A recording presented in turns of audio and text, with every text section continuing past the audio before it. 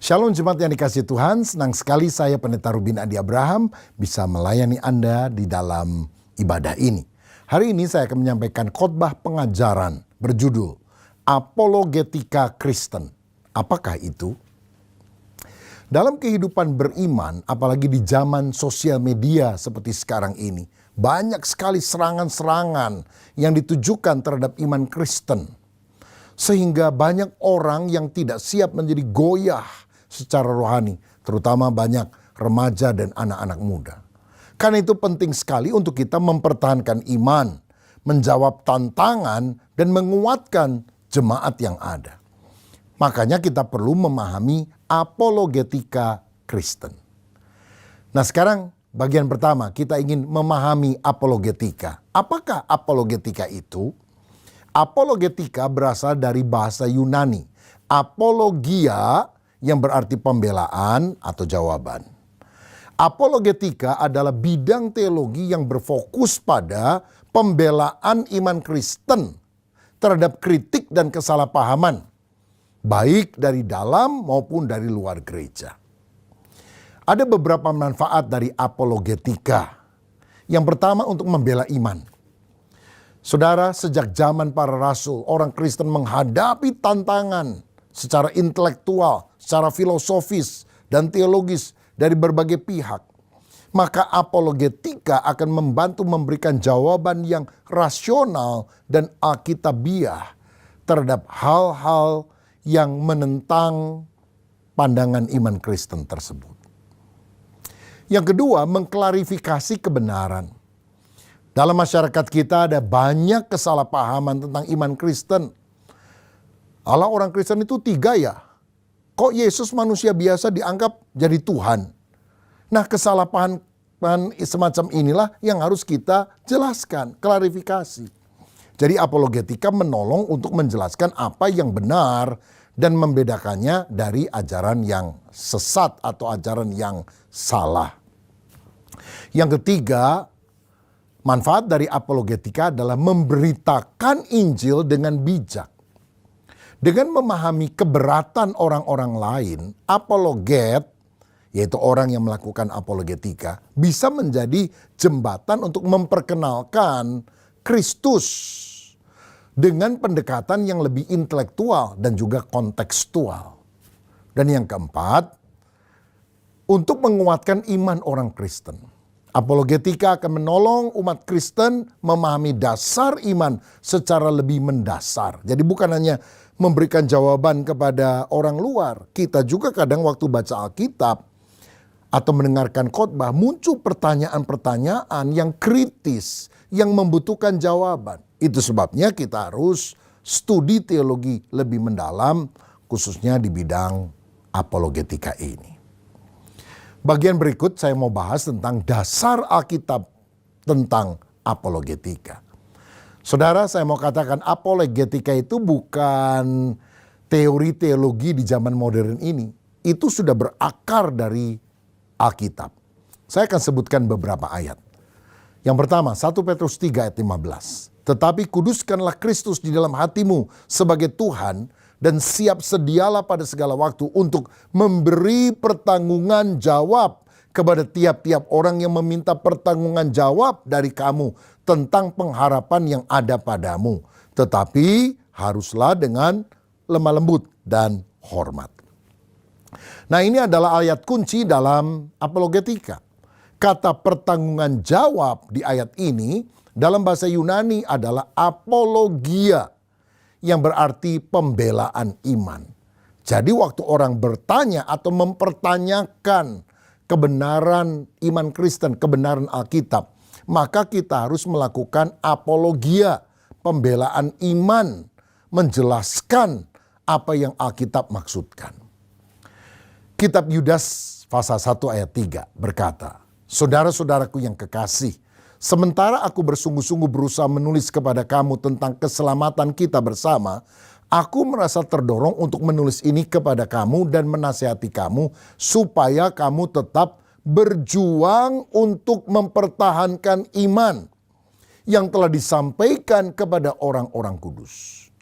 Nah ayat ini menunjukkan pentingnya mempertahankan iman, membela iman yang telah diajarkan oleh para rasul.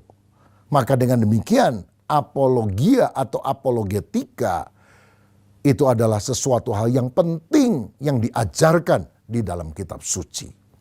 Dalam Filipi 1 ayat yang ke-16 dikatakan, aku ada di sini untuk membela Injil.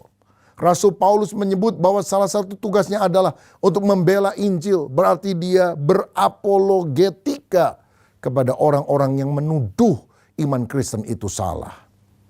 Dalam Kisah Para Rasul 17 ayat 2 dan 3 dikatakan, seperti biasa Paulus masuk ke rumah ibadat itu.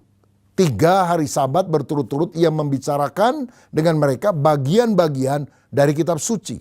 Ia menerangkannya kepada mereka dan menunjukkan bahwa Mesias harus menderita dan bangkit dari antara orang mati. Lalu ia berkata, inilah Mesias, yaitu Yesus yang kuberitakan kepadamu. Jadi Paulus menggunakan kitab suci untuk memberikan argumentasi yang kuat tentang Yesus. Berarti kita harus studi Alkitab lebih sungguh, lebih mendalam dan mengupas kebenaran firman itu dengan kata-kata yang bijaksana, kata-kata yang dapat dipertanggungjawabkan sehingga orang tercerahkan akal budinya. Dan kita berdoa hatinya pun terjamah oleh Tuhan sehingga menjadi percaya kepada Kristus. Selanjutnya dalam 2 Korintus 10 ayat 4 dan 5 dikatakan, karena senjata kami dalam perjuangan bukanlah senjata duniawi, melainkan senjata yang diperlengkapi dengan kuasa Allah yang sanggup untuk meruntuhkan benteng-benteng. Kami mematahkan setiap siasat orang dan merubuhkan setiap kubu yang dibangun oleh keangkuhan manusia untuk menentang pengenalan akan Allah. Kami menawan segala pikiran dan menaklukkannya kepada Kristus. Ini menunjukkan bahwa apologetika adalah bagian dari peperangan rohani untuk menaklukkan pemikiran, konsep, ide yang menentang firman Allah.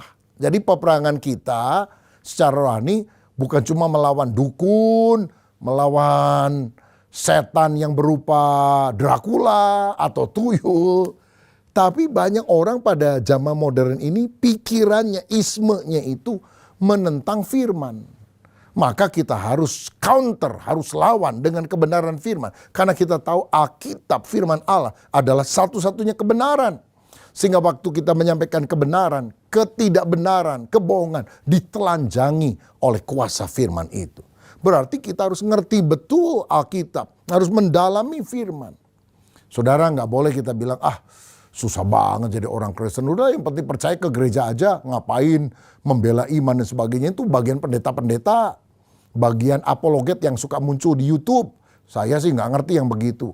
Saudara, kalau semua orang percaya di abad awal bilang, udahlah jangan cari ribut, udah diem-diem aja. Injil nggak akan pernah tersebar, kita nggak akan pernah tahu kebenaran Allah. Bersyukur karena ada orang-orang yang mempertahankan iman Kristen. Bahkan seperti Paulus contohnya, dia menulis banyak surat tentang doktrin Kristen yang dia pelajari dari kehidupan dan pemikiran serta perkataan Yesus. Dan itu sesuatu yang sangat berguna. Bahkan sampai pada hari ini bagi kita semuanya. Saya mau ajak saudara melihat beberapa peristiwa apologetika dalam Alkitab. Yang pertama, Yesus dan orang Farisi. Matius 22 ayat 15-46. Yesus menghadapi berbagai pertanyaan jebakan dari orang Farisi dan Saduki. Misalnya tentang pajak, tentang kebangkitan, tentang hukum Taurat. Dan Yesus memberikan jawaban yang bijaksana, yang membungkam lawan-lawannya. Bukankah ini apologia, pembelaan iman? Sehingga kita tahu iman kita adalah bukan iman buta, tapi iman yang bisa dipertanggungjawabkan. Yang kedua, Stefanus dan Mahkamah Agama. Kisah Para Rasul 6 ayat 8 sampai pasal 7 ayat 60. Di sini Stefanus memberikan pembelaan iman yang luar biasa di hadapan Mahkamah Agama Yahudi sebelum akhirnya dia dirajam batu. Dia menggunakan sejarah Israel dan bercerita panjang lebar untuk menunjukkan bahwa Yesus adalah Mesias yang telah dijanjikan dari sejak zaman Perjanjian Lama dan menyatakan diri pada waktu itu. Sayang banyak orang Yahudi yang tidak percaya, yang kemudian merajam Stefanus yang memberitakan kabar yang benar ini. Yang ketiga, Paulus di Areopagus, Yunani. Kisah 17 ayat 22 sampai 31. Paulus berdebat dengan filsuf Epikurian dan Stoa di Athena. Dia menggunakan konsep dari budaya mereka sendiri. Dia menyinggung tentang altar untuk Allah yang tidak dikenal sebagai titik awal untuk memperkenalkan Injil. Kamu kan punya mezbah yang disebut untuk Allah yang tidak dikenal. Aku ingin beritahu namanya. Namanya Yesus katanya. Wah, luar biasa ini pendekatan kontekstual. Saudara, memang Paulus adalah seorang apologet yang luar biasa. Kemudian yang keempat, Paulus di hadapan Raja Agripa. Kisah Para Rasul 26 ayat 1 sampai 32.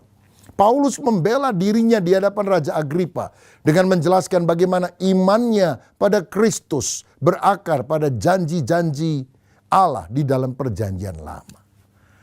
Dengan demikian kita tahu, saudara sekalian, bahwa apologetika memiliki dasar yang sangat kuat di dalam Alkitab, dan juga ada peristiwa-peristiwa di dalam Alkitab, baik yang menyangkut Yesus, menyangkut Paulus, dan yang lain yang memberikan apologia, penjelasan iman sehingga orang-orang bisa mengerti. Bagian berikut saya mau bahas tentang para apologet pada masa gereja awal. Saudara, pada saat gereja mulai mengalami perkembangan dan khususnya setelah zaman para rasul-rasul meninggal, muncullah orang-orang di abad-abad pertama yang merupakan murid langsung atau tidak langsung daripada para rasul yang menjadi apologet. Yang pertama adalah Justinus Martir. Dia hidup tahun 100 sampai 165 Masehi. Dia adalah filsuf Yunani yang kemudian menjadi Kristen dan kemudian menulis buku apologi pertama serta dialog dengan Trypho untuk membela iman dari tantangan filsafat Yunani dan Yudaisme pada waktu itu. Yang kedua namanya Irenaeus dari Lyon. Tahun 130 sampai 202 Masehi. Dia menulis buku Against Heresies, melawan ajaran sesat. Yang dimaksud adalah ajaran sesat Gnostik yang muncul pada waktu itu. Yang ketiga, apologet lainnya adalah Tertullianus. Hidup tahun 160 sampai 220 Masehi. Dia mengembangkan terminologi teologis untuk menjelaskan doktrin Tritunggal. Dialah orang yang pertama kali menggunakan istilah Trinitas, Trinity atau Tritunggal untuk menjelaskan tentang Allah yang satu pada hakikatnya, tapi tiga hipostasis, tiga pribadinya. Yang keempat adalah Origenes. Tahun 185 sampai 253 Masehi, dia menulis kontra Celsus sebagai jawaban terhadap serangan filsuf Yunani yang bernama Celsus, dan dia jawab menurut iman Kristen. Yang kelima, Athanasius dari Alexandria, hidup tahun 296 sampai 373 Masehi. Dia mempertahankan doktrin Tritunggal melawan ajaran Arianisme yang menyangkal keilahian Yesus. Arianisme berkata bahwa Yesus itu bukan Allah, dia adalah ciptaan Allah yang mula-mula. Dan tentu saja ajaran sesat ini ditangkal oleh apologet yang bernama Athanasius. Nah, saudara-saudara, saya akan membahas tentang contoh apologetika yang dilakukan tokoh gereja purba yang membahas tentang Allah Tritunggal dan Yesus adalah Tuhan. Supaya kita mendapatkan contoh secara praktis bagaimana cara kita berapologetika. Salah satu paham yang diserang oleh banyak orang adalah paham Allah Tritunggal. Banyak orang berpikir bahwa Allah orang Kristen itu tiga. Kesalahpahaman ini harus diklarifikasi karena Kristen itu monoteisme. Monoteisme artinya hanya percaya kepada satu Allah, Allah yang esa.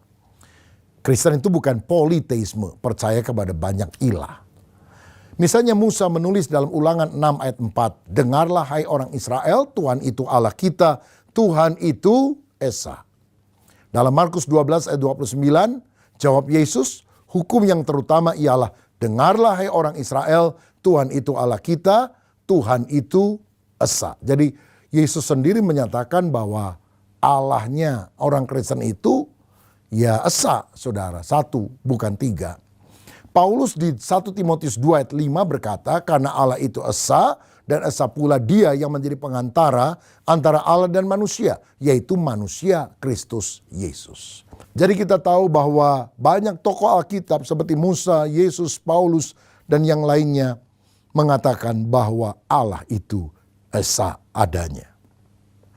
Nah, saya ambil contoh sekarang apologet dari gereja timur bernama Gregorius dari Nazianzus yang hidup tahun 329 sampai 390 Masehi, abad 4. Dalam tulisannya Theologische Reden atau orasi teologis. Pada orasi yang ke-31 dia menjelaskan tentang Allah Tritunggal. Yang intinya adalah dia percaya bahwa Bapa adalah asal mula yang tidak diciptakan. Lalu anak, maksudnya Yesus, lahir dari Bapa sejak kekekalan, bukan diciptakan. Dia bersama-sama dengan Bapa dari sejak semula.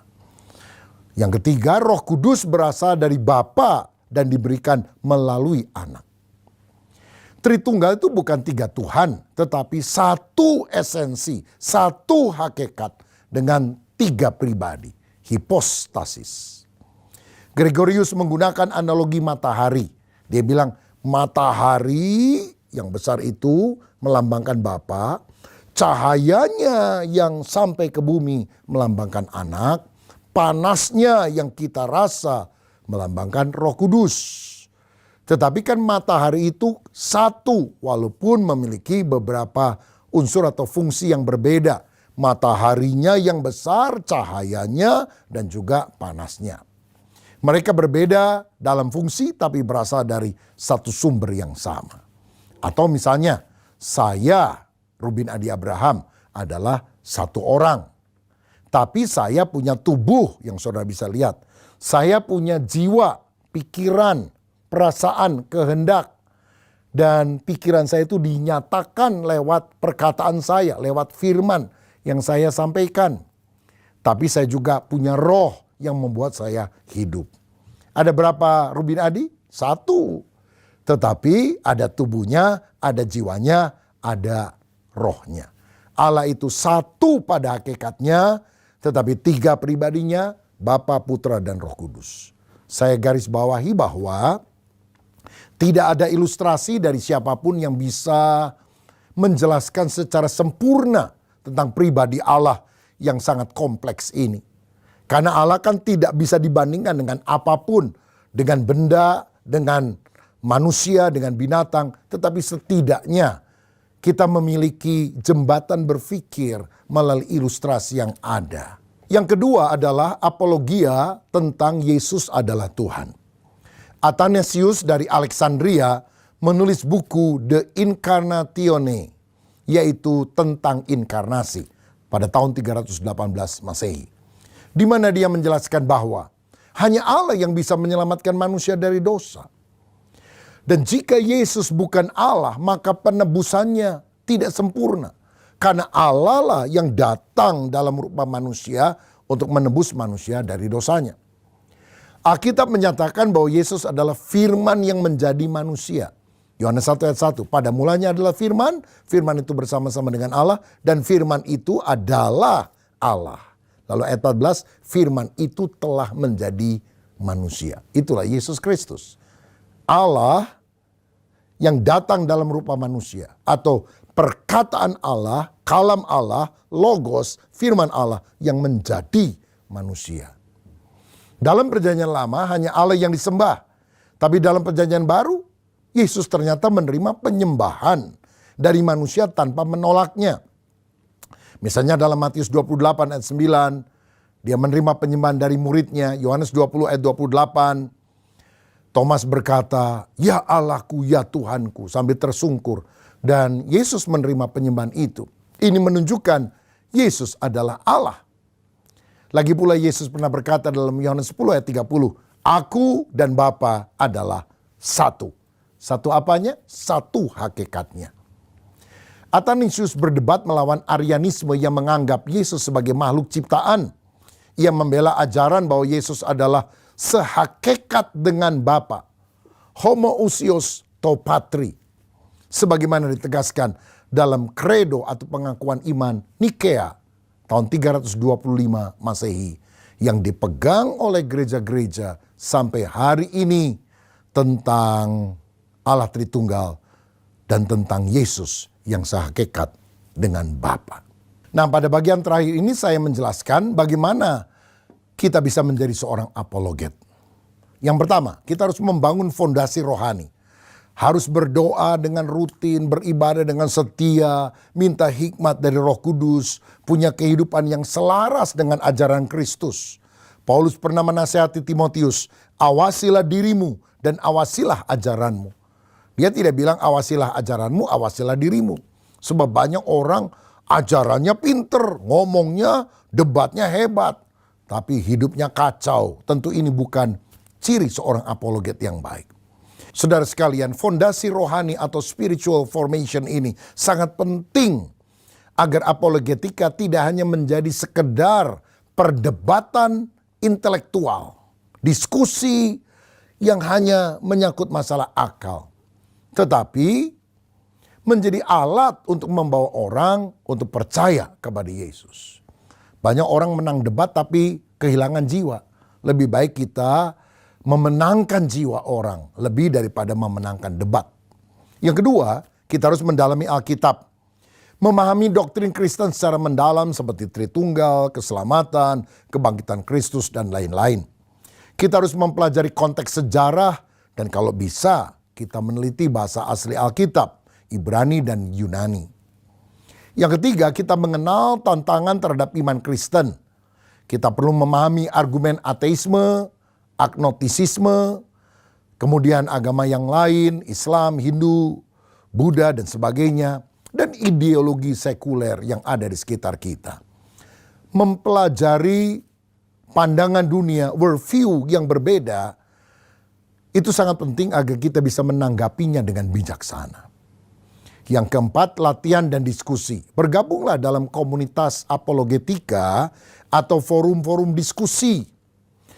Hadapi berbagai pertanyaan dari orang lain untuk mengasah kemampuan menjawab dengan baik. Mempelajari juga prinsip logika dan filsafat untuk membangun argumen yang kuat. Mengenali kesalahan berpikir, logical fallacies, agar tidak terjebak dalam debat yang tidak sehat.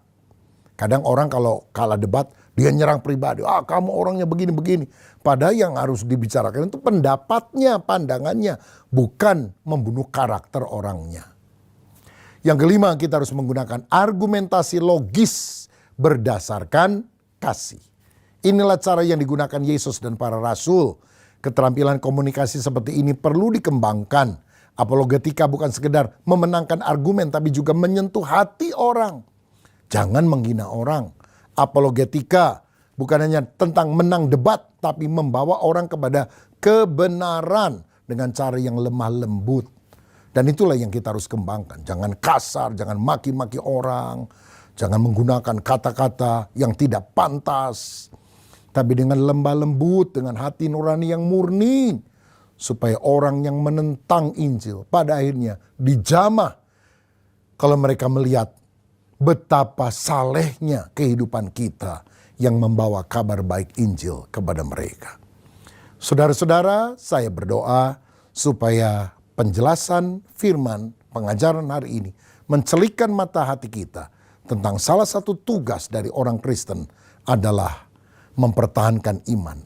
Kita juga berdoa untuk para apologet yang seringkali muncul dalam diskusi-diskusi supaya mereka mendapatkan hikmat dari Tuhan dan juga berkata-kata dengan kasih agar mereka bisa memenangkan lebih banyak jiwa bagi Yesus Kristus. Dan kita doakan seringkali mereka diserang, diintimidasi, minta diproteksi oleh kuasa Tuhan agar mereka juga bisa menyampaikan kebenaran dan orang seharusnya tidak memusuhi mereka. Sebab apakah dengan menyampaikan kebenaran aku adalah musuhmu?